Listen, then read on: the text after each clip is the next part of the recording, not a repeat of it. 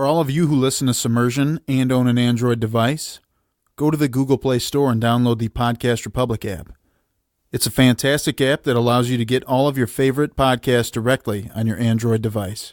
I personally use the app and I love it. I can search for the podcast I want to listen to, select it as a favorite, and have it just a click away. Make sure to select Submersion as a favorite so you don't miss any of our new episodes. Again, the app is the Podcast Republic app, available on Android devices. Episode 58. Woo! And I know that was a little more upbeat than the last one, but... Yeah, last one was subdued. We're just keeping it casual. Keeping it super cash, man. You know? And it's good. You know, I think we have such high energy for all our episodes. We want to appeal to other crowds. If somebody, wants to filter in and just kind of relax and maybe listen at work, just casually, they're sitting there hacking away at their keyboard. Jamie's talking about dicks and, just something that's conducive to, positive workflow, positive work environment. We just kept that one casual. Now we're ready to bring it back full energy. All the dick jokes, everything and love. This is a great one to bring it back. It's back. Dial it to 100. This one's going to be fast-paced because you know what? Take that synergy that you were working on with all your coworkers last week where you were super relaxed and cash and throw that out the window. No way. Yeah. Not for this one. Get done with that. Yeah. We ain't about that. Not this week. And most weeks. No. We're not synergistic. Or high octane. A high octane thrill ride. Oh. Powered by Mountain Dew, not a sponsor.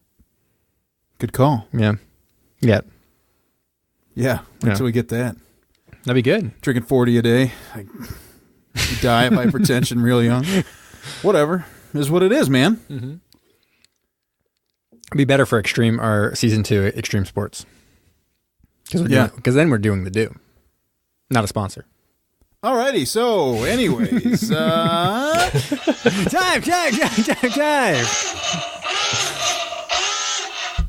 What began as an innocent conversation among friends would soon spiral out of control and later be referred to by future generations as the eighth wonder of the modern world.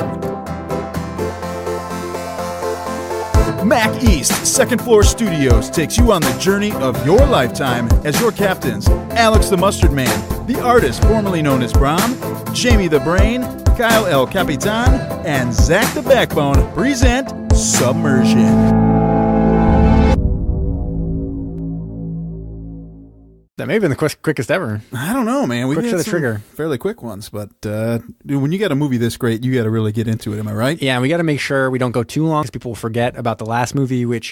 And why is that, Brom? Why is it important to remember last movie for this one? Because this is the spiritual successor to the previous movie. Right.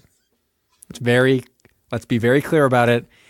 It is claimed places that this is a sequel, but no, it's just a spiritual. So you get sequel in spirit.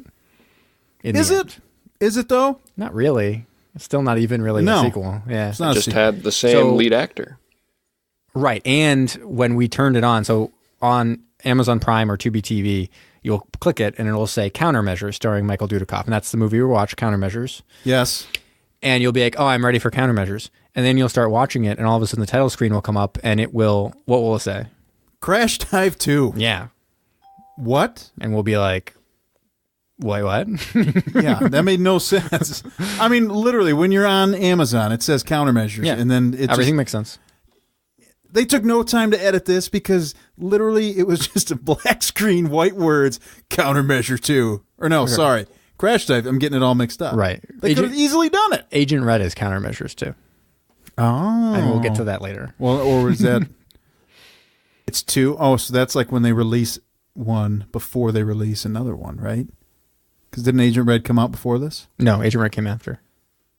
It did? I thought it was before. No. Agent Red was a remake of this film in the end. I'll discuss it. This will all be discussed in the trivia. Okay. It better be. It better be clarified. Yes. Okay. And I also, full clarification for our listeners out there, usually I have extensive notes that could easily be turned into a Wikipedia page that this movie so rightly deserves but does not have.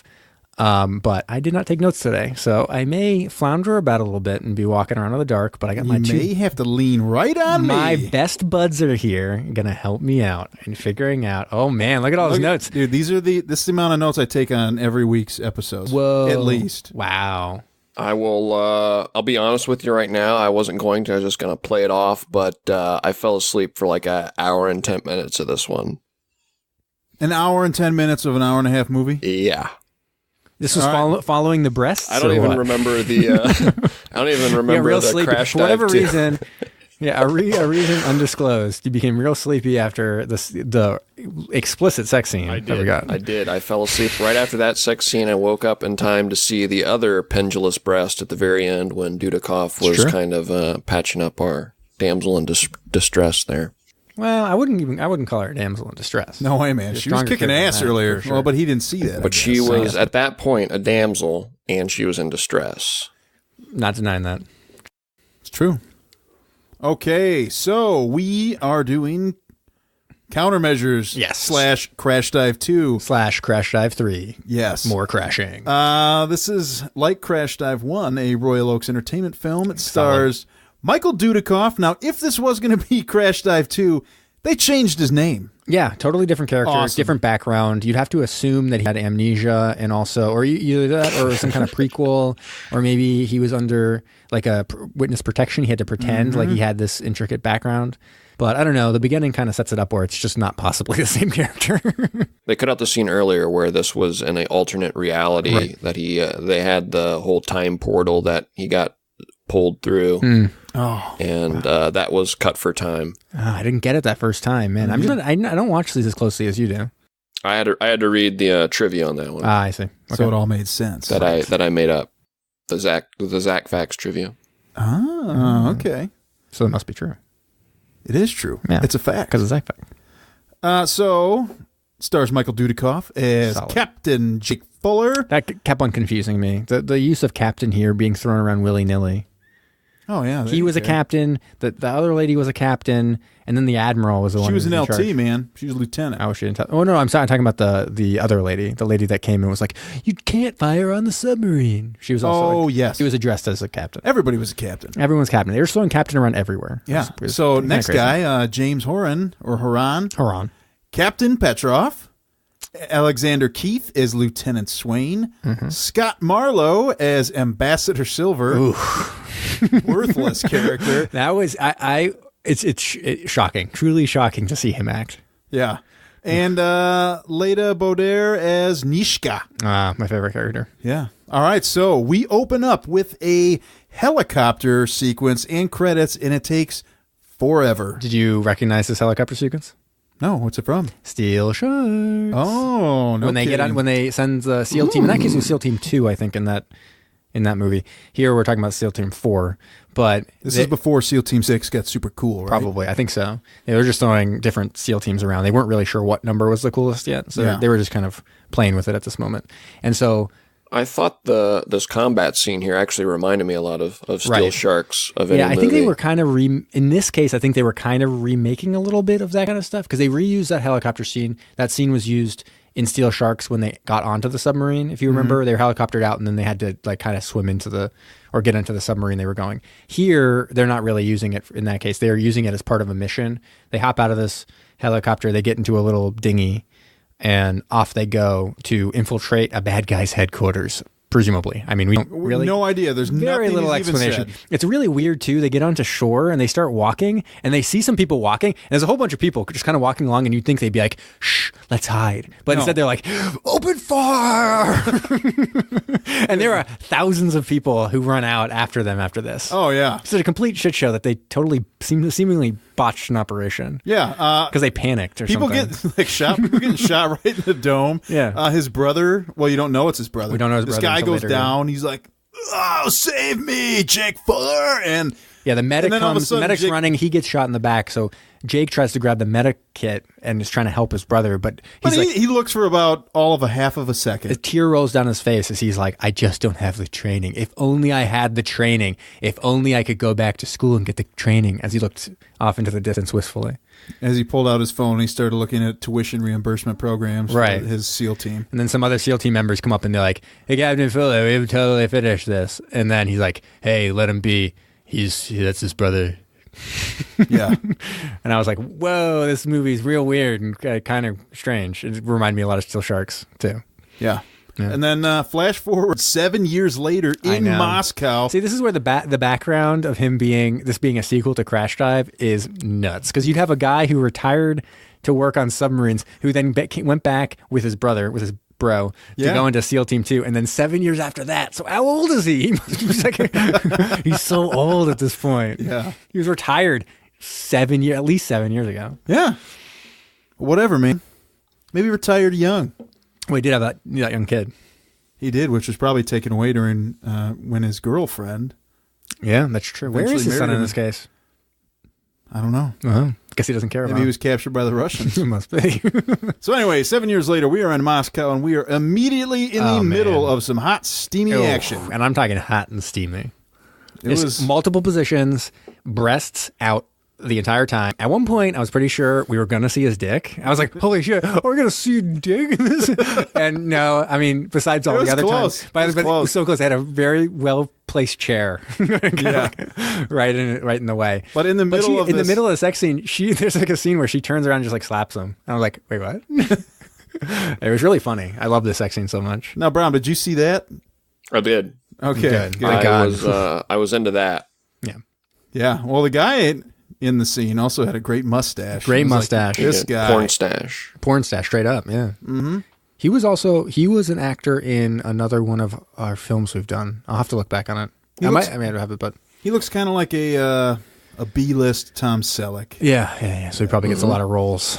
Yeah. And then he starts talking about how he's going to go on a submarine and he needs to get paid some money. This is all straight out. Like, this is the first glimpse of like really, really heavy lifting by Agent Red of this. Because this is more or less exactly what happens in Agent Red, where the captain's like, there's literally a sex scene. There's a sex scene, and then she's trying to get some information. In that case, they kill him right after, but they're trying to get when a certain thing is getting launched. And in this case, the captain's basically, he's given indications to a Syrian terrorist group or something of how they're going to deliver this new state-of-the-art submarine called the Odessa to them, and they're going to have in exchange for a huge amount of money. And they're going to have a weapon on board.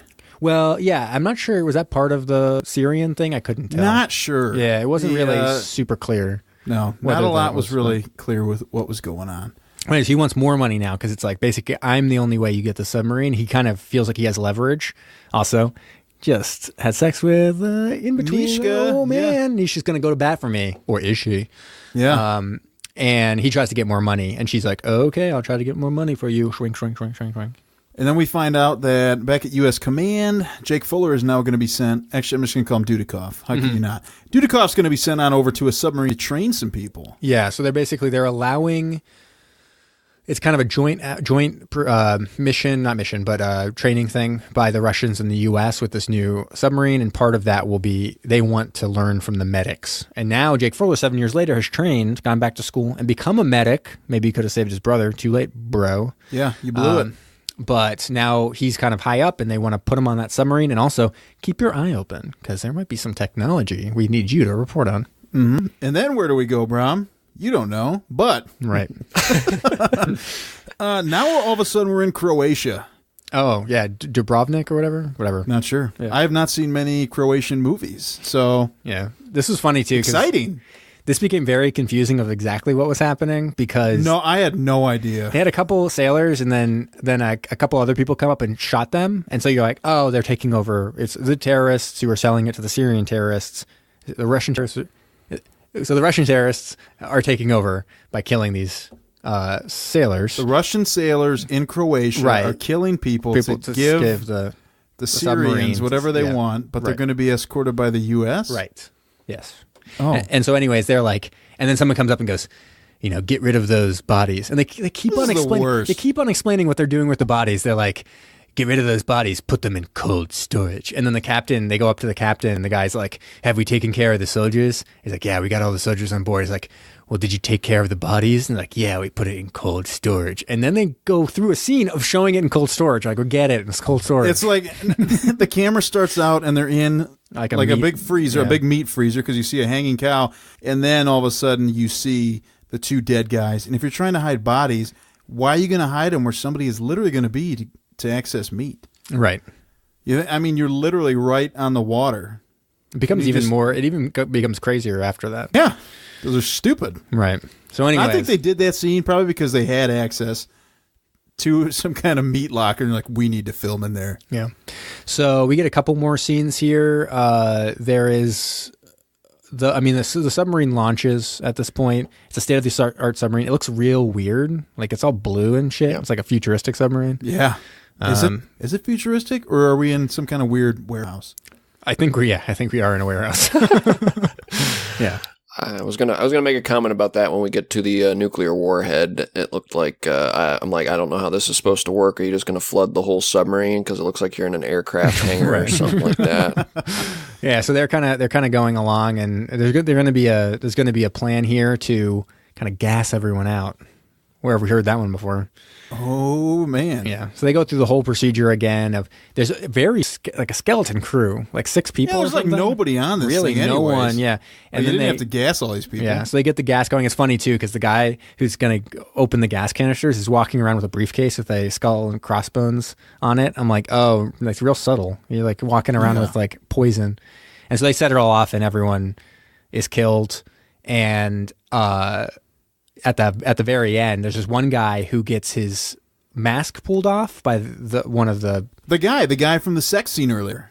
Well, no, so the first guy who gets his mask pulled off by the guy who was put in command. And he's able to kind of like stave off this nerve gas by putting a rag over his mouth. Whatever. And he's able to live for a little bit longer. Yeah, and he's able to pull off the mask. I'm actually awake for the rest of this. Pull off the mask. So I didn't miss much. And then the second in command pulls off the mask of the guy you think is in command, the captain. Yeah. And puts it on the other guy. He's like, this guy can't die. He's really important to this mission. And the captain is killed. So this guy you thought was going to be orchestrating the whole thing, deadzo right away, out of there. Yeah. Yeah, kind of crazy. At least he got laid, right? That's true. Yeah, died doing what he's loved maybe 2 days ago or whatever. Yeah, choking out to nerve gas is not what he loved. He didn't love that part of it. Yeah. No, probably but, not. You got to take the good with the bad, right? Right.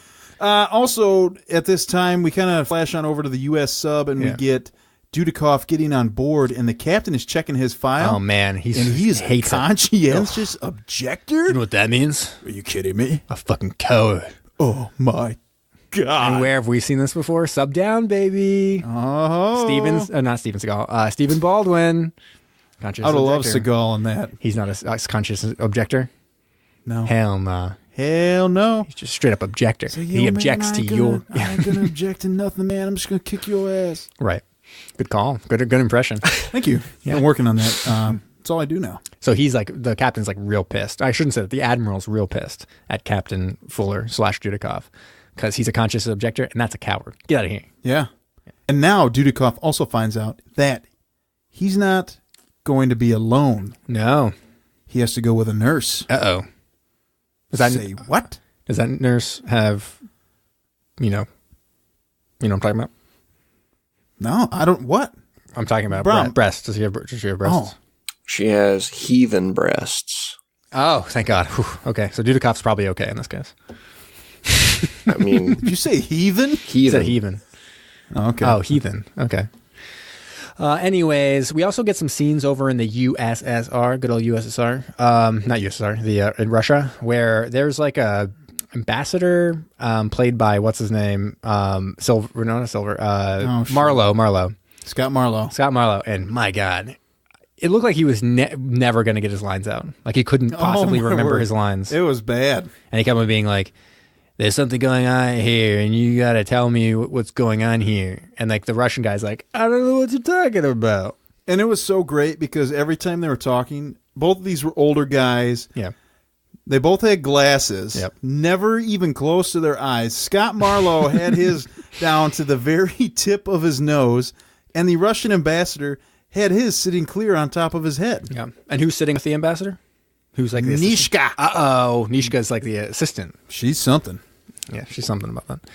And so they're kind of struggling on the Russian submarine because they need this guy to survive for some reason.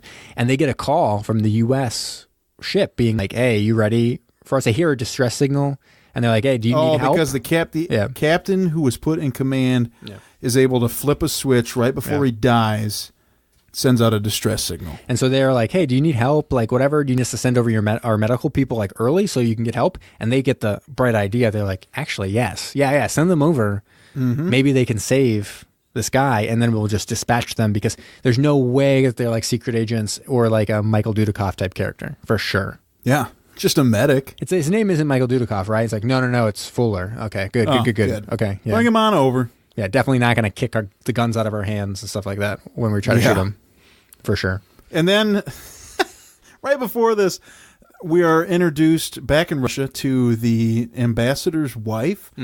Such a weird scene. She's like, oh, I think you're so great. Just remember when you were at Princeton having such a good time, and you were just an ROTC boy. And I'm like, what is this scene? What is the point of this? I got some trivia. Why are we talking about this? I got some trivia about her and her scenes and stuff like that. Good. I'll update you on it. But a big part of that is just like Scott Marlowe being basically unable to act convincingly in any way. And she's basically like doing all kinds of like heavy lifting acting at this point. She's like, oh man, oh no, and like really emoting. And he's like, yeah, barely able to get any lines out. Like, always looking like he's reading something or trying to remember something. He's like, I don't know.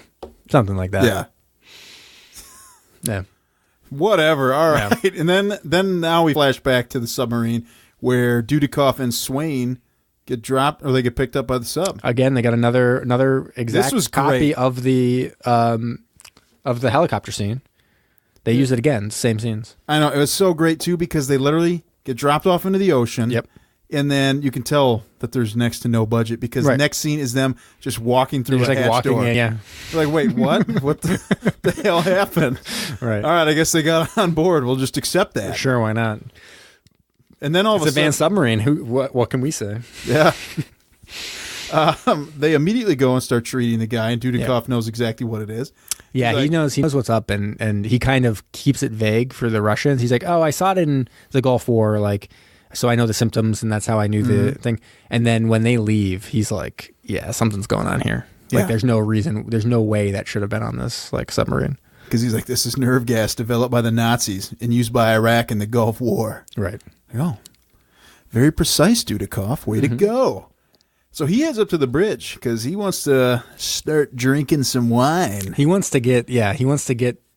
pretty suspicious of them, but not suspicious enough, apparently, because they get him going with, they're like, oh, let's toast and blah, blah, blah, all this stuff. They bring out this wine, and he uncorks it. He's like, oh, working as a waiter. Like, I'm kind of like, that's what I did.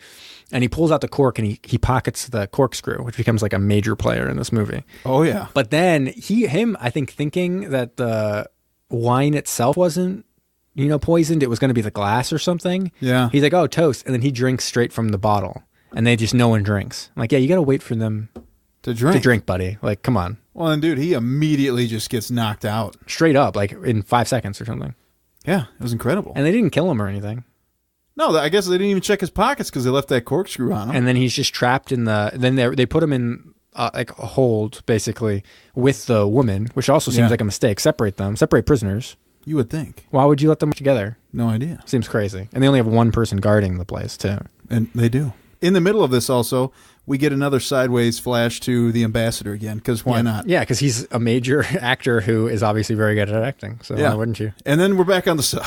Yeah. He's trying to get Russia to acknowledge that something's gone wrong. But this Russian guy is like, I don't know. Yeah. I don't know what you're talking about. That's my Russian accent. It's pretty good. Yeah. So now they're trapped, and all of a sudden, Dudikoff's not feeling the best. No. He's got a raging headache. He does. Yeah. He's like, just get me some aspirin. Yeah. And they come up with a dangerous plan to, he makes Lieutenant Swain pick up some really heavy box and slam it down. This is really weird. They did it twice, and it's like this loud noise, and the person who's guarding the door is thinking of coming inside, and then she's like all tired. He's like, I know it's tough, but you got to do it. I'm like, well, she only kind of did it twice.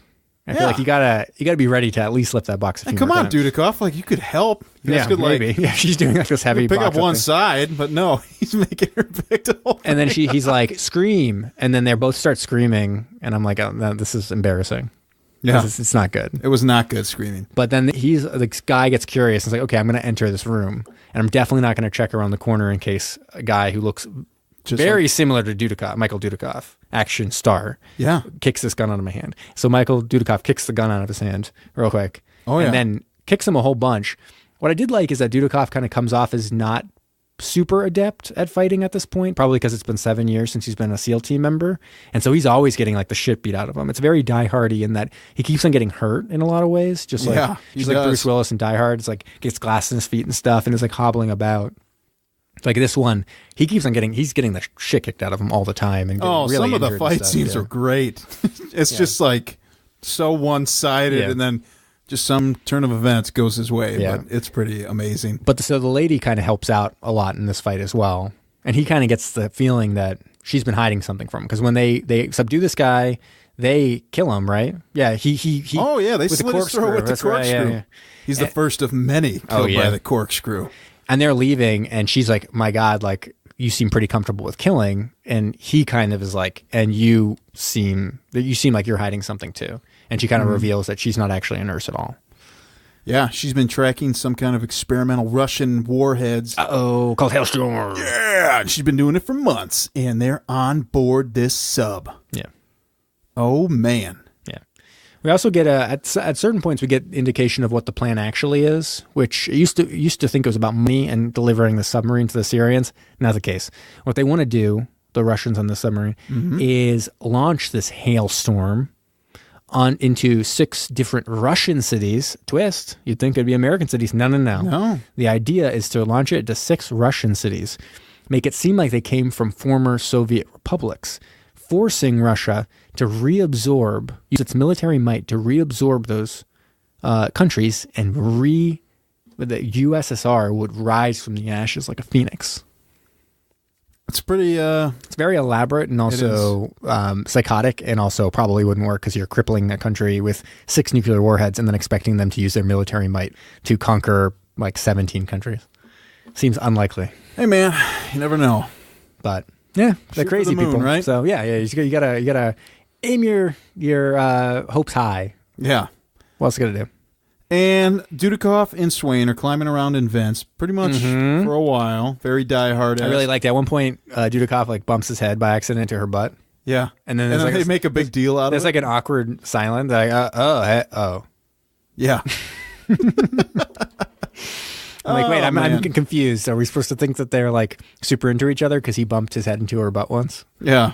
I don't know. Seemed weird. But anyways, they get out, and now the Russians know something's up. They find the dead guy, and so they're looking for Dudikoff and Swain, and they almost immediately find them and start shooting like crazy. Oh, yeah. Dudikoff immediately hides. Swain does not take cover at all. And somehow doesn't get hit. Oh, she does. Eventually she does. Well, it's kind of like I don't know, was it fake? She's like, oh, I got something in my eye. And then the people immediately stop shooting at her. Right. And then they come over and she starts kicking their ass. Yeah. And Dudikoff runs away. Yep. Someone chases after him. Yeah. But she's basically like kicking ass. Like she's like a ninja. But then they're able to subdue her in the end. Yes. So the guy chasing Dudikoff gets after him. They end up in this spot, which is really funny, where they're kind of fighting in this one little area where there's like a banister, kind of a barrier. Yeah. And so it looks like Dudikoff's going to get killed, and he does, and that's the end of the movie, the end. Wow. Well, sorry. No, actually, he gets... Oh, that was a deleted scene. He almost dies, and then he punches the guy in the nuts, and I think it's one of 2 nut shots we get in this movie. Good. And the guy's like, oh, shit, my nuts! And then Dudikoff more or less subdues him, but then pushes him over this banister, and it's legitimately, you hear him like scream, like, ah! I'm like, wait, how big is a submarine? The guy died by throwing over a banister in a submarine. It was tall enough that the guy was killed by getting thrown over a banister in a submarine. Incredible. It's too good. It's so great. It's like 80 feet tall or something. Jesus Christ. Oh, he just disappears into the darkness. Yeah. What the hell was that? And did he get shot at this point? No, he hasn't. Yeah, he gets shot. Yeah, he had gotten shot in the leg at this point, right? Because I remember him limping away from this. This is about the part in the movie where it literally just turns into like Dudikoff fisticuff fights for a long time. I know. I actually did appreciate how many fights there were in this, because it does get to the point where he's just like fighting. We're close-ish. I actually don't even know too much about like how close we are in the plot.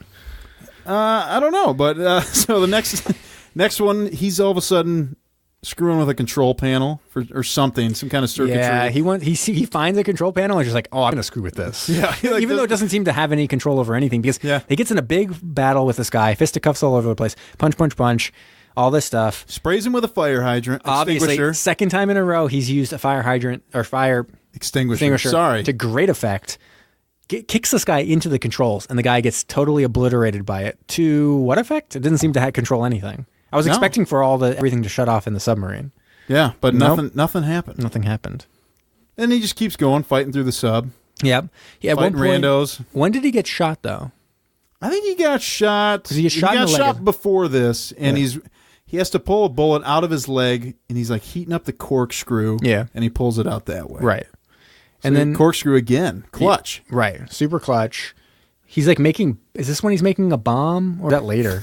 It's a little bit later. Yeah. He's just casually making a bomb. It's pretty great. Yeah, and they're kind of like telling him like, what's up? They're like, we're going to totally kill this person. He's like, how about you shut your mouth? I'm busy making a bomb. So also, meanwhile, at this point, the United States escort has been like, hold on. Some shit is going on. We're going to launch torpedoes at the Russians. The Russians escape somehow. It's funny because he's like, we're going to let the torpedoes get so close and explode, and they'll think that we sunk. And then as soon as like they get rocked by the blast, the sonar guy in the U.S. sub is like, still hear some screws over there. Yeah.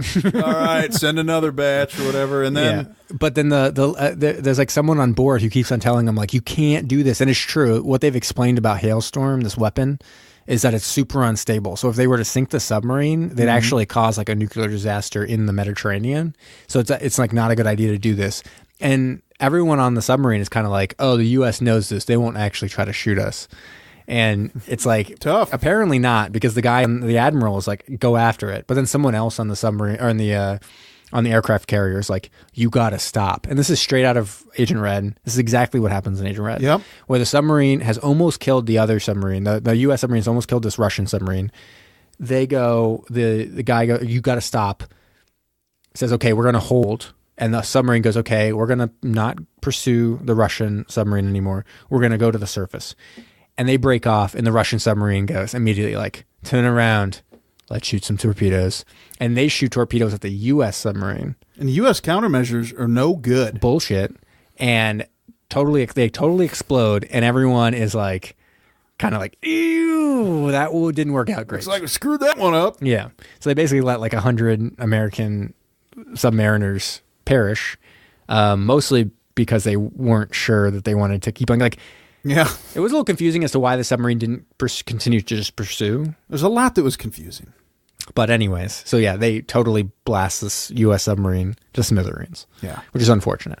And so now the Russian captain shoots Swain in the shoulder. It's like she's going to bleed out, baby. This is when Dudikoff is now pulling powder out of grenades and making some kind of bomb or something. I didn't get that. He basically diffused like some perfectly good grenades to make like a flashbang. Yeah. That made no sense. Yeah. Yes, that's exactly what happened. It stunned like one dude like in the room that he threw it in, and he was immediately embroiled in combat like a second and a half later. So he like just announced his arrival. So I think the point was when I'm here, bitches. When the main Russian captain had his dick out, he was a little too powerful. But everyone knows that a captain dick is scared of flashing lights and loud noises, and so it shriveled back up into his pants, and he was able to take advantage of such a scenario. Interesting. Yeah, it's just a fact. Yeah, great. It's a submarine fact. Simply amazing. Yeah. So anyway, the captain invites him to the bridge. It's like, come on up. It's black tie. That's right. It's a joke. It's like stupid. All right, so now we flash back on over to the U.S. ambassador's house. Thank God. I've been waiting to what's happening with the ambassador. Yeah. And Nishka comes over. She's like, hey, what's up? And then she's like, I got a gun. Yeah. And they're like, oh no, you're gonna shot. And he shoots the ambassador. And the ambassador's like, oh, I'm a terrible actor. Oh, you shot me. I'm gonna die. But then, who saves the day? His wife. Yeah, straight up. Got a gun. She I got a gun. And shoots Nishka. And then she's like, hooray, I killed her. Yeah. It's ridiculous. It's ridiculous that these scenes existed still in this movie. Mm-hmm. I don't know how they were not cut immediately. Yeah. It added literally nothing. Nothing. So anyways, Dudikoff. It's like a weirdly self-contained story of an ambassador who eventually is going to run for president and straight up get 10th. Like there's no way. He's not invited to the debate stage probably. Like, right. Yeah. This guy has no charisma. Not at all. It's bad. So Dudikoff makes his way up to the bridge. He starts shooting people. All of a sudden, the sub is going down. Oh, yeah. But then the terrorists are going to head down to the missile bay and launch the missiles. There's also like a little bit of a mutiny here because one of the guys is like, I didn't sign up for this shit. Oh, that's true. Because a bunch of them didn't realize that they were going to bomb Russia. They thought it was all for money and they were just going to give the submarine over to the Syrians, get money and jet, and live their life out in beautiful Syria, which nothing bad happens there ever. No, never. Yeah, it's like a beautiful place just to live peacefully, probably. Yeah, you guys always hear about your friends vacationing in Syria. Right, because it's like a super peaceful, great place. Yeah. Yeah. Anyways, so now the Russians are heading down they can manually launch the Hailstorm. Hailstorm, yeah. And Dudikoff needs to tend to Swain and save her. Right. And he does so. She's shot in the shoulder, and he just pulls up her shirt. Got to expose her breasts real quick. Not all of the breasts, but just like the tops of them, so you can just see. Yeah. And then that's it. Just to be clear about it. Yeah. I made sure that the nipples were not showing. You made sure? I double checked. Oh, okay. Yeah. Yeah. And anyways, and she recovers. Yeah, she recovers. They set up, they're like, Hailstorm, we're going to launch. Let's press this button. 11 minutes. That should be enough time. We don't have to worry about this one. Yeah. And then the guy shoots the guy who just armed Hailstorm because he's like, I don't trust anyone. So the captain's like. The captain shoots the guy who replotted the coordinates for Hailstorm to launch. Right. And so he's basically the captain's the only one left for of all the terrorists at this point. Yeah. And so Swain and Dudikoff, they head off. They kind of separate. Swain goes off and actually does the most important thing, which is she and this guy who's dying in the process of dying help stop Hailstorm like seconds before it actually launches. It was actually funny. Never in the history of movies has a countdown clock ever went as quickly. Like it set it for 11 minutes. 2 minutes later, we're seeing it with like 6 seconds left. Oh my gosh. And then it keeps on showing 6 seconds like multiple times. Or you're just like, I don't understand who put this together. Like, There's a million ways to make this actually make sense. And he chose the way where it was going warp speed and then slowed down and was like a minute at 6 seconds left. Yeah. It's crazy. And they stop it though at the very last second. Yeah. It's something else, man. Yeah. So now the sub all of a sudden runs into the ocean floor. Great. Doesn't seem to have much effect on the sub. No, because they just turn it right around. Yeah, they do. They just start surfacing. You're like, well, what the hell? And then all of a sudden, my favorite fight scene in the whole movie comes up. This guy just throws a blanket over to him. He's totally disoriented under his blanket for a while. And he's just throwing him into walls, kicking the shit out of him. Dudikoff's wrapped up in this blanket, rolling around on the floor. And it's just like, what? What are we watching right now? It's really weird. And then he kills him in the end. I can't even remember how. He like snaps his neck or something? I can't remember. I can't remember. Something. It's just like the big, Dolph Lundgren looking guy. Yeah. And he's the second to last guy left. Oh, he handcuffs him to that's right. The pressure is built up for when they hit the bottom of the ocean floor, and now we got water leaking. You know, he probably survives, though, if you think about the process of the events and stuff like that. Yeah. Yeah, he probably does. There's no way the entire thing flooded and they still salvaged the submarine. No. So he probably lives. He should. Anyways, they surface. The captain's getting out. It's a hilarious scene where they transition from whatever warehouse they're shooting in up onto the surface or the top of a submarine, which is the USS Pompanita, as we all know. I was going to say, it's looked like a World War II relic. Right, because it's hilarious. In the middle of this fight, because Dudikoff starts fighting with this captain guy, he pushes a deck gun into Dudikoff. Deck gun has not been used on a U.S. submarine since 1950, and certainly not on a state-of-the-art Russian submarine. Hasn't been on a single submarine since the 90s. Not a single submarine has been made or has been on in service since the 90s with a deck gun. Well, because they're going to make your acoustic signature like unreal. The last one was the Peruvian Army in 1999, I think, was the last submarine even sailing with a deck gun. And now apparently a state-of-the-art Russian one has a deck gun. This is also a rant that would never exist. That would never have existed before this podcast started going, where I'm like, deck gun? Are you out of your mind? What? Oh, my word. So then we get a fight ensuing up here. It's basically the Russian captain kind of running away, and then Dudikoff catching him, and then Dudikoff running away, and the Russian captain catching him. Yep. And it keeps going on. And then what do we get? The corkscrew. Straight up. Stabs captain, wins. Fade to black. Thought it was over. Nope. Wasn't, because we got to go back on over to the ambassador. Straight up. He's announcing his candidacy for president. Yeah, but before almost certainly as a Republican, one would think. No one even knows. Because he's like, war, baby. He's got a gun, and his wife's like, yeah. Actually, when I thought it was going to end was when he was talking to the Russian ambassador. The Russian guy starts drinking vodka and then just commits suicide. That's right, yeah. I was like, oh, that'd be a perfect ending. But no, then he announces that he's going to run for president. And then we flash over to Dudikoff being taken care of on the deck of Jesus, I'm blanking on aircraft carrier. Yeah, sorry, aircraft carrier. I need a vacation. How about you, Swain? And then we end freeze frame of him putting out his hand for Swain. So good. And then what do we get again? We get the credits with everybody. Reminded me of the... That's right. We get all the pictures. Painting of... Sorry, go ahead.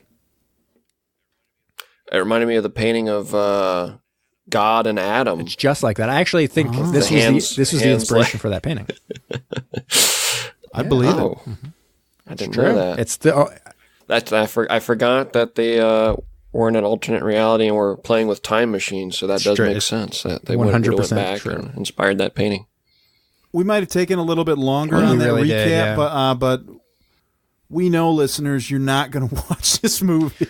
Definitely not. Also, I have a lot more fun recapping these movies than actually watching them. So, watching them is a chore. I watch them stone-faced, and then occasionally I laugh at how ridiculous the ambassador is, because I'm like, why is this even in this movie? This is weird.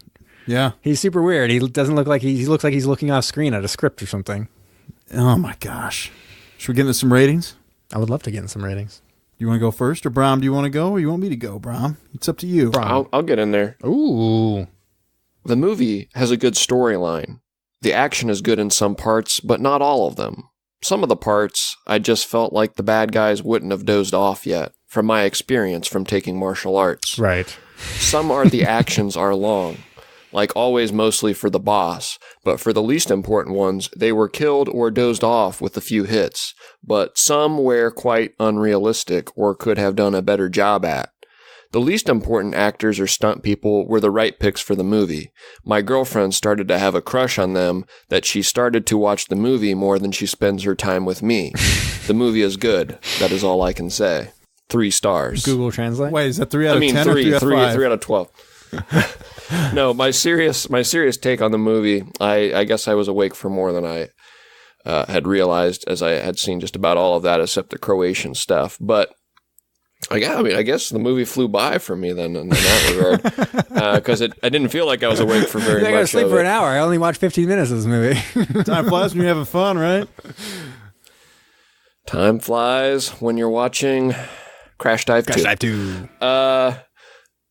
But my real take from the movie, I've been mentioning a couple of these bad movies we've been watching. I've been, noting that, there's like a good, a plot, in there. There's an interesting story in there. There's something unique in there. This one felt like a real, like truly just cookie cutter bad action movie.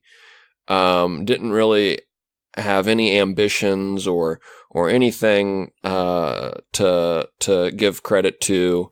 There were some, great breasts in this movie, but that was about it. It's 100% accurate. And as such, I'm going to give it a 1.5. I feel like you should give it a 2.0 for both those breasts. Wowzers. I'll give it a full 2.0 then. You talk me up. Here we go. All right, you're at it now, 2.0. I'm going to go next. All right, you do you. I felt like this was actually surprisingly had a coherent storyline, question mark, but it was coherent. Did it? Ish. And I watched through it. I definitely had my eyeballs watching it. So that's a plus. That my eyeballs didn't not watch it at times. It did have breasts. That was good. It had a lot of fights. That's definitely a positive. Did have a lot of fights. I feel like it's like 45% fights. 40% fights. 35%. You might be better with 45. It might be. Yeah. It's pretty close. 40% fights, 20% random ambassador scenes. And then the other stuff. Yeah. 10% sex scene, unfortunately. Up that to 20, and we got a winner. But I feel like it was better than Crash Dive, just in that regard. I felt like Crash Dive was a little slower, was a little less coherent. Like I didn't totally understand the plot of Crash Dive as well as I understood what was happening or what was supposed to be happening in this film. A lot of fighting, breasts. Did I say that already? Did I say breasts? Oh, I think you mentioned it once or twice. And I mentioned how much they fought. Brom, did he? There's a lot of fighting. I think all you mentioned was the ambassador. Oh yeah, my favorite part, the ambassador, who was the You might want to dive in a little bit more on like breast, if that's something you want to talk about. But anyways, I am going to come in a little bit higher than Crash Dive, believe it or not, which I think I gave a 2.5. You did? 3. A 3? 3, baby. Wow. Can't go as high as Steel Sharks, which is still, it's kind of like the primo. Besides Subdown, which is just a good movie. I feel like Steel Sharks is like the primo, top of the line one we've seen of these bad movies so far. I would agree with that. It's that lucky coin. Yeah. That lucky coin That puts it over the top. Yeah, for like a low budget film, even though Gary Busey wasn't really He should have been being acting himself. it up. Yeah, should have really eaten those scenes up. Yeah, it was pretty good. I'll come in here because I have to. The movie By law. Yeah. Where do you even go with this movie? The ambassador scenes. Oh, literally, it was just in the middle of anything going on. They would just interject the ambassador. Should have been cut, and I have trivia about it. It's crazy that it exists. It continued to exist in this film. Yeah, it is. It's weird. It's worthless. It's totally self-contained. It added literally nothing. So easily removed from the movie that it's startling that it wasn't removed from the movie. It could have saved us like 15 minutes. Yeah. It's actually probably why I was still in the movie. Yeah. It's like, we got to get it to feature length. Mm-hmm. We have to. We also didn't even mention, well, I think we very lightly did, like the breasts? No, the person who was working with the Navy who was like calling the shots. The captain, you mentioned the other captain. Oh, sure, yeah, the lady captain. Yeah, and that story arc going on. It was, I don't know. There was so much going on. I did like the fight scenes. A lot of them. Blanket over the head fight scene was one of my favorite things I've ever seen. Dudikoff more or less fought everyone on the boat. Oh, yeah. He has to. Yeah. It's great. Which is more than you can say about some of the other ones we've seen. That is true. Yeah. We haven't seen that many fights. I wish it was Blow starring Johnny Depp. How many fight scenes did we get in that? Not enough. Not enough. It's true. So, yeah. We did have a Russian guy drinking vodka. Extra point there. Yeah, definitely. Because you got to do that. And it's a Croatian film. So it's a Croatian film? Well, I don't know. That was a Bulgarian film. It does take place in Croatia, briefly, in Moscow. And I'm going to go ahead and match this with Crash Dive at a 2.99. Very nice. All right, should we get into some trivia?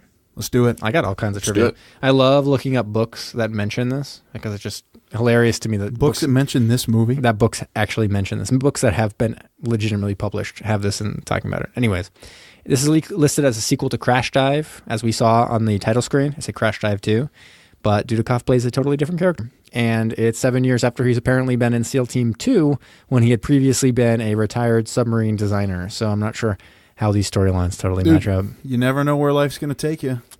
Yeah, apparently it takes you to the courthouse where you change your name and you unadopt your son. Is that something you can do? Can you unadopt like your child? I bet you could. You can disown. There we go. Oh, so perfect. you probably did that. Just kill two birds with one stone. Change your name and disown your child. Same spot. Oh, yeah. Anyways, After Agent Red fell apart in post-production, Jim Wynorski came on board to reshoot over 40 minutes of footage. This involved changing the plot of the film to be a remake of Countermeasures. As a result, the back half of Agent Red is basically shot-for-shot remake of what we saw in this film. There's also footage used from this film and from Steel Sharks. And then you said something about Crimson Tide too, right? That you thought the dive scene? The dive scene. Yeah. I wouldn't be just like I wouldn't be surprised since Crimson Tide was used for the dive scenes in Crash Dive, so I don't see why they wouldn't use it in this one. In the book Terrorism in American Cinema, this film is given as a prime example of certain trends in American action, which includes the fear of weapons from former Soviet Union ending up in Middle Eastern countries' hands, the idea that the U.S. international peacekeeper and all that stands in the way of not only destruction of the U.S., but as the world as a whole, noted here with Russia being more the target than U.S. itself. Yep. And then criticism of the military establishment as a conscientious objector is the hero of the film, where the military establishment is the one that is generally screwing things up. Oh, okay. I also love looking through these books for these where this is mentioned. There was a book called Femme Fatales of 60s Cinema, which featured interviews with 20 actresses. One of the actresses interviewed was Francine York, who played the ambassador's wife. Ooh. She said the director worked too fast and that Scott Marlowe was just dreadful and couldn't remember his lines, so they were going to cut their scenes totally. But she insisted she could make it look good. Apparently it worked because the scenes ended up not being cut. Did it? Did it work? I didn't. But yeah, apparently the director really liked her and was basically like said she was like a joy to work with and stuff like that. So my guess is that it was kept because she was like, he was like, you know what, I feel a little bad. She really put her heart and soul into this. That scene when Nishka busts in and you see her like hiding behind the chair. Like, yeah. It's kind of crazy. Yeah. Anyways, I don't give enough shout outs to the writers of these films. It seems appropriate here because the writer Steve Letshaw technically wrote 2 of our films that we've watched for this podcast. This one and Agent Red, because that was just a remake of this one. He got an uncredited writing credit on that one. And he should. So, what stars of some of his other films would have been good here? So, how about Danny Baldwin, who was in Active Stealth? Now, that film involves an American pilot using a stealth plane to rescue some Mexican people from a drug dealer in Mexico. So, anyways, Danny Baldwin. You know that Baldwin, Brom? No, I don't. I think he's not actually a Baldwin brother. No, he is a Baldwin brother. No, I think it's just Alec, Stephen, and Adam. Nope, Daniel Baldwin is a Baldwin brother. Okay, overruled, but we'll just agree to disagree on that. Oh my word! I guess he looks just like Alec. He looks like a Baldwin, right? He's got, yeah. Oh. So yeah, I was going to say he's going to be Dudikoff. Right? No way. I just saw a picture of him. Not Dudikoff. Sorry. Maybe we can make him the Russian captain or something.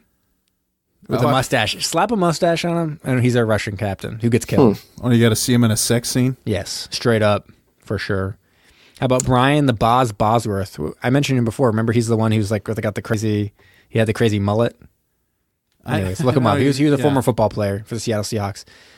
So he was in a movie called Mach 2. It involves a presidential candidate's flight on the Concorde getting hijacked and the boss having to fly it. Oh, yeah. Now I remember the boss. Straight up.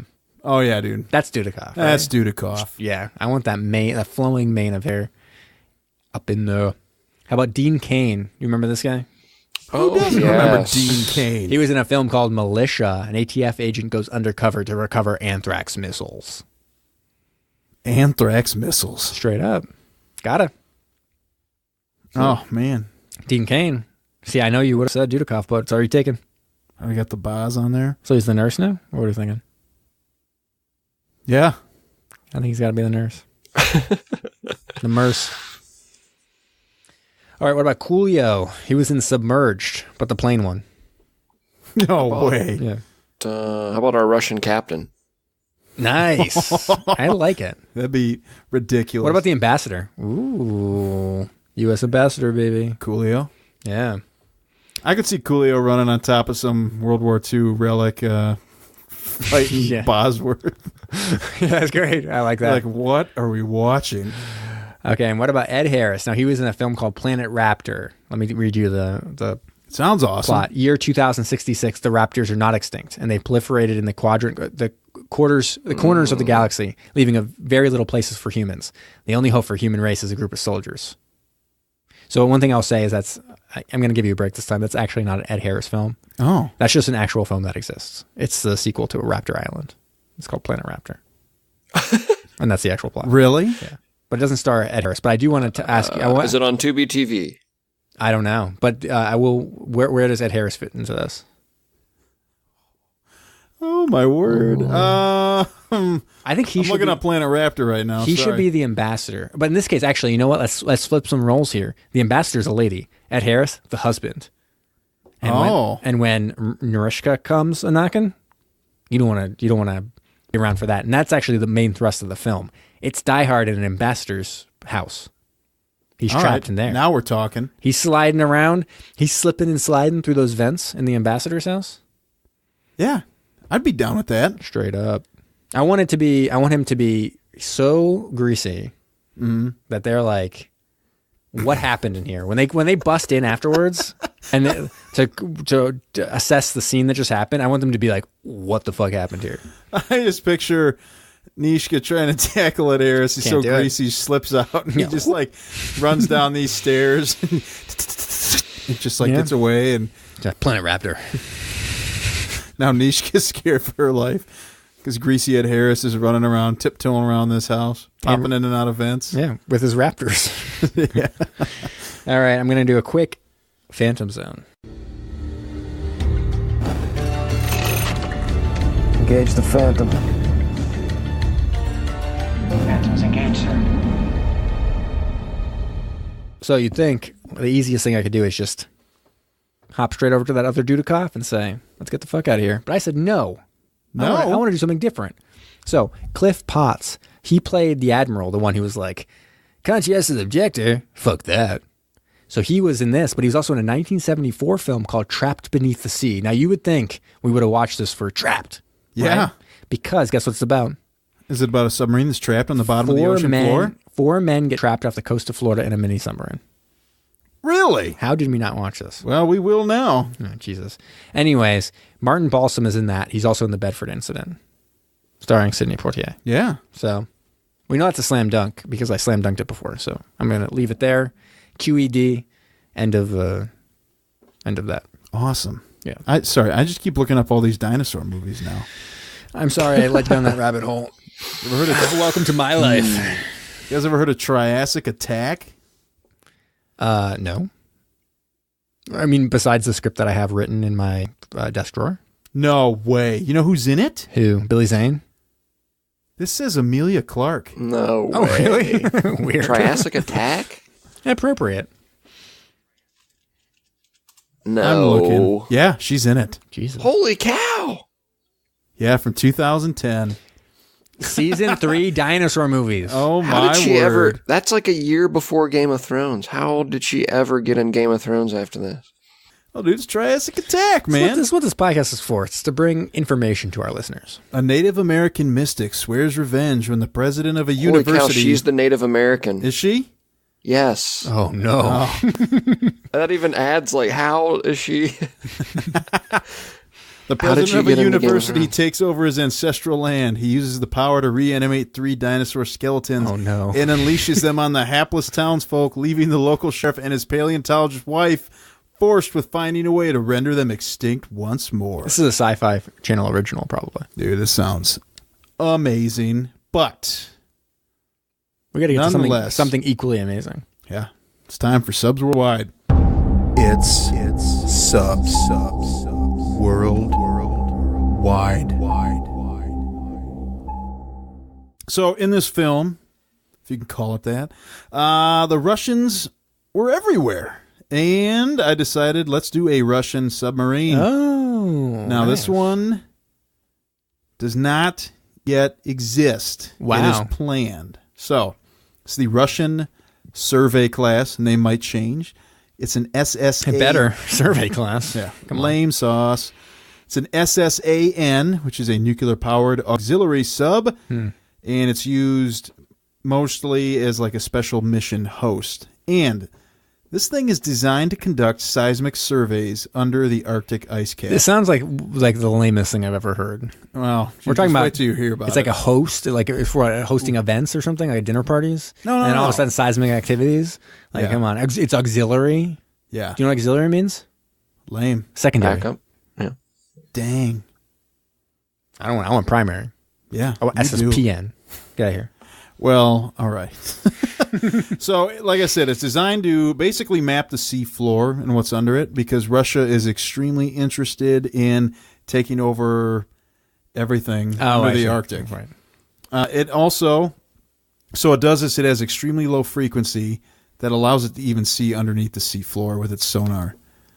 It has 2 sets of quote-unquote wings that will fold out of the submarine so it can hang these giant sensor arrays. And it's really large. The wingspan is larger than that of the biggest Airbus. Wow. Yeah, it's huge. And so that kind of limits, though, like the space it can go when it has those folded out under the ice. Because I guess some of the ice pillars will literally run all the way from the ice on the surface down to the floor. I don't believe it. Yeah. They got to prove it to me. They should. Pictures, or I don't believe it. Yeah. Is that what it is? Pics or, yeah, whatever. Okay. Pixar didn't happen. There we go. There you go. There we go, Russia. Challenge. Well, it's not being built yet, but it is going to be 445 feet long. Wait, what? Yeah. It's going to be what? 445 feet long. What a long submarine. It is. Wow. It has a beam of 47 feet, so it's 47 feet wide with the wings folded in. With them folded out, it is 328 feet wide. It's like a joke. It's huge. All right. While underwater, it can travel at 12.6 knots. When it's surveying, it can only travel at 3. That makes sense. Has a test depth of 1,312 feet. Has a nuclear reactor which powers the sub, and it holds 40 people. So, we talk about how big this thing is. It was designed by the Rubin Design Bureau, which is also responsible for the Russian Typhoon, one of the largest subs, I think the largest sub ever made. According to a Popular Mechanics article called Russia's Gigantic New Submarine Has Enormous Wings by Kyle Mizukami from May 2017. No, I did not write it. I was going to say, is that your pen name? No. When it is complete, it will be the largest civilian research submersible ever built. I mean, yeah, obviously. Yeah. It's huge. Besides our research submersible. Yeah. It also goes on. Sorry, it's a submersible? Well, that's just what he put in the article, but it's a submarine. It's a bad article. They do say that because it's a civilian research vessel, it will be unarmed. Okay. Yeah, let's not believe that. We'll wink a few times at that one. Yeah, unarmed. Sure. And sounds like it has 2 long arms. Am I right? Yes. Nailed it. And Russia's main purpose with using this is to scout for natural resources because they are really pushing to take control of the Arctic. Something that I also found interesting because Russia has been doing that. On the Popular Mechanics article, they did an interview with H.I. Sutton, who we know from a lot of the submarine stuff. Books and stuff. Yeah, all that. He pointed out that in 2007, Russia sent mini-subs to the seafloor beneath the North Pole to plant their flag, staking the claim. It's just funny to me. That is very funny to me. And the construction of this sub will begin in 2020. Can't come soon enough. I know. I will post a link to the article so all our listeners can read it. All right. Well, we've come to the end. That's the end. That's the last thing. We don't have anything else. Oh. Or do we? Whoa. So, guys, I first want to thank True Times. True Times was the gentleman who wrote that riveting review for this movie that I referenced at the review portion. Thank you, True Times. You are a gentleman and a scholar. And a true inspiration to movie reviewers everywhere. Hopefully your girlfriend gives you some love and affection and attention sometime soon when she sort of gets over this movie. But just remember, she'll be thinking of Michael Dudikoff when she does. Yes, she will. Tube 3 ready to fire, sir. Commence the countdown. 4, 3, 2, 1. Give it to me. Tonight, for our countdown, mainly just want to use this segment. We had a nice shout out on Twitter this past week from Joint Base Pearl Harbor Hickam, which is the union of the Pearl Harbor Naval Base and the Air Force Base Hickam. And their Twitter account gave us a nice shout out on Twitter in unison with Eric Marino. Nice. I guess it was Submarine Day, National Submarine Really? Day. I don't know how we missed it. When we was missed it? National Submarine Day. Kyle, when was it? It was a few days ago. Yeah, we dropped the ball on that. Should have done a live episode. We should have. Take it live. Something special. I don't think we dropped the ball. I think Kyle dropped the ball. You know what? Actually, Thanks, man. We're recording this on Submarine Day. Yeah, it's Submarine Day. It's actually National Submarine Day today. Just delete all that. So tonight's countdown, we received a shout out today from Joint Base Pearl Harbor Hickam. It is National Submarine Day as we're recording this. And they asked what's everybody's favorite submarine movie, and we got mentioned in there. And we've been doing this for what, a year and a half now, 2 years. Not 2 years. It's been a year and a half. So there's a lot of episodes out there. There are a lot of movies, and some people might be jumping in, cold right into one of these episodes. If you're listening to this one right now, you might need some recommendations on what submarine movies you need to watch. This is just a quick recap to this point of what our favorite submarine movies are. And with 58 submarine... Every once in a while we do this, yeah. Every once in a while. It's actually been a very long time since I've done anything stats related, because I know there's going to be a stats episode someday. But we've got plenty more movies still on the tank, so it'll be fresh 2 or 3 years from now when we finally finish watching every submarine movie ever. So quick update, our recommendations on the best submarine movies. And we got 58 movies under our belt.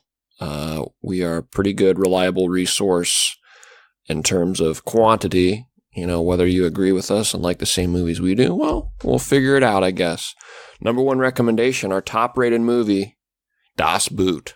Yeah. Oh, by far and away the best submarine movie we've watched. Pretty easily, and it's funny because I think early on I would have been like, oh, Crimson Tide's the one I would go back and watch. I think after having watched a lot of these action ones and stuff like that, Crimson Tide does come off a little bit like generic, I think. But Das Boot's very original. Mm-hmm. Extremely. And very interesting and just, yeah. It's something that it's probably would be the one I would go back and watch, like, again. For a movie that's over 3.5 hours long, I did not feel bored. I didn't feel like that drug on at all. It was just... And now there's a new one. Great. There's a TV show. Yeah, there's a TV one. Regardless, and I'll pile on there as well, I definitely want, of anything that we've watched, I most want to go back and rewatch that. It just really, as I mentioned in the tweet back to Joint Base Pearl Harbor Hickam, I said it really sticks with you after you watch it, and it just seems to grow on you as you think about it. Yeah. After the credits roll. Our average score on that was a 10.63 out of our 12-point scale. That included a 9 from Zach. I don't know if Zach actually liked that movie and we just kind of peer pressured him into it or not. We might have. We were just cranking it out of the park with our scores for that one. It would have been tough if it had been too long. And be like, God damn it. But next one here, Hunt for Red October, had an average score of 9.72. Crimson Tide, we gave...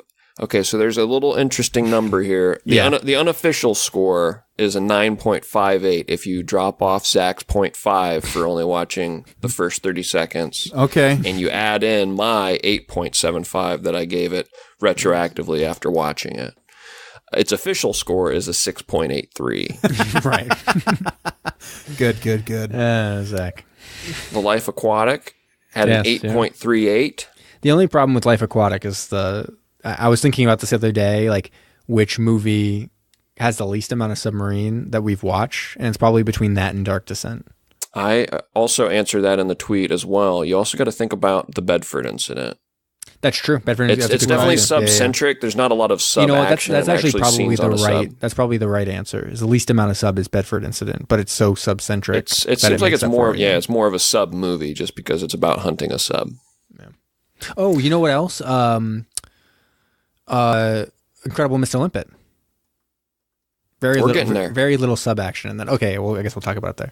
That is true, though. Yeah. But yeah, there's some sub-combat and stuff. There's sub-combat. You see very occasionally in very short sequences, you see inside the sub, but otherwise you only see like model subs every once in a while here and there. Yeah.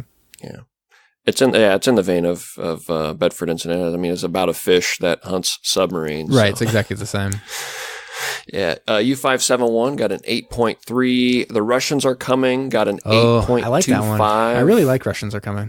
Yeah, it seems high, I guess, for like what we usually do, but yeah. Although I did like, probably it's upcoming, so I'll tell you when it comes up. I'll say the one that I liked better than it though. Keep on going. I've got a full segment here for you, Jamie. But I'm announcing everything that broke an 8 average. So Enemy Below 8.17. And Run Silent, Run Deep got an 8.0. I love honorable mention. The one to just miss the cusp was Destination Tokyo with a 7.75. I like that one too. I was thinking more Operation Petticoat, but I think that was. I'll give you a second here in just a moment, Jamie. I've got everybody's recommendations now. So these are the individual scores that are above an 8 by podcast host. So the Mustard Man's recommendations, he gave an 8.4 to Hostile Waters. For real? That's real weird. Oh my word! That movie ended up very forgettable. Ended up bringing that up to a 5.98 overall. I think that was a TV movie, right? Yeah, something. That movie sucked. It's just weird. Sorry to the creators. Oh my word! Ice Station Zebra. I enjoyed that one. Alex gave that an 8.5. Got a 7.67 overall. Murphy's War. Also enjoyed that one. Alex gave an 8.0. Average score 5.7. My recommendation, also one of Kyle's recommendations, I gave it an 8. Kyle gave it an 8.5. Black Sea, one of the more contemporary movies. I really enjoyed that Starred film. Jude Law. I really enjoyed it as well. It was the very first movie I watched for the podcast. And that episode was 7.0 overall. It's something to be remembered on our end. Frankenstein episode. Yeah. Oh my word! But that movie, I can watch recorded it at 3 separate times. Jamie's recommendations. Yeah. Feel free to take it away here, Jamie. You gave The Abyss an 8.0, and you gave Operation Petticoat an 8.0. So Operation Petticoat's the one that I'll jump in because I know that I was the one who kind of had that one the highest.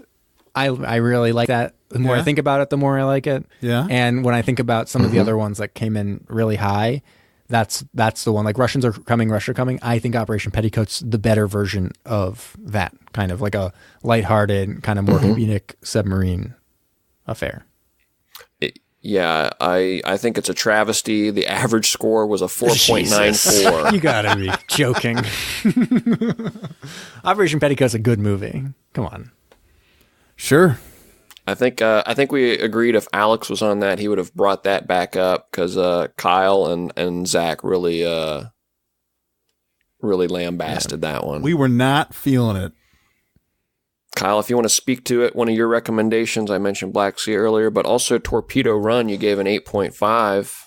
Now, Torpedo Run, I saw that on the list, and that is, I can't believe I only gave that an 8.5. I remember really loving that movie. It has the greatest bromance. It's insane because... Oh, yeah, that wasn't a crazy bromance.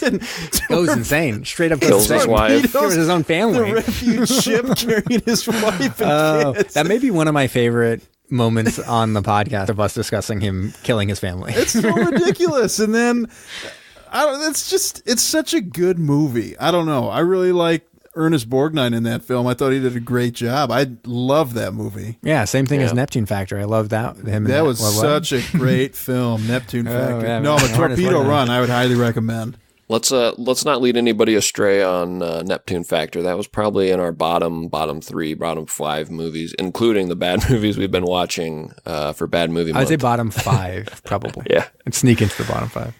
Lastly, though, Zach's recommendations, he gave a 9.5 to The Incredible Mr. Limpet. Yeah, average score classic. of 5.19. Also gave Goldmember a 9.0, Okay, receiving an average score of 7.5. We actually just rewatched that at the cabin. We, the Mustard Man, Zach, and I, as well as four other friends, went to a cabin again. We did that last year. Had a good time again this year. Great weather this time. We're able to go do a little bit of hiking or walking through the caves and ravines and the hills here in Ohio. Crevasses and, the crevasses. What about rifts? Did you get any rifts in there? There was a rift. There was a crevasse. There was a ravine. There was a chasm. Was there a gorge? There was a gorge. There was a vale. Definitely not a canyon. I don't know if you've ever been in a vale. Canyon's too big, I think. Right? I wouldn't call any of it a canyon. Was there a dell? I'd have to Google Adele and then tell you. You're going to Google Adele? Yeah. She's a musician, right? Right. Yeah, I did not see her there, but I could double check for you.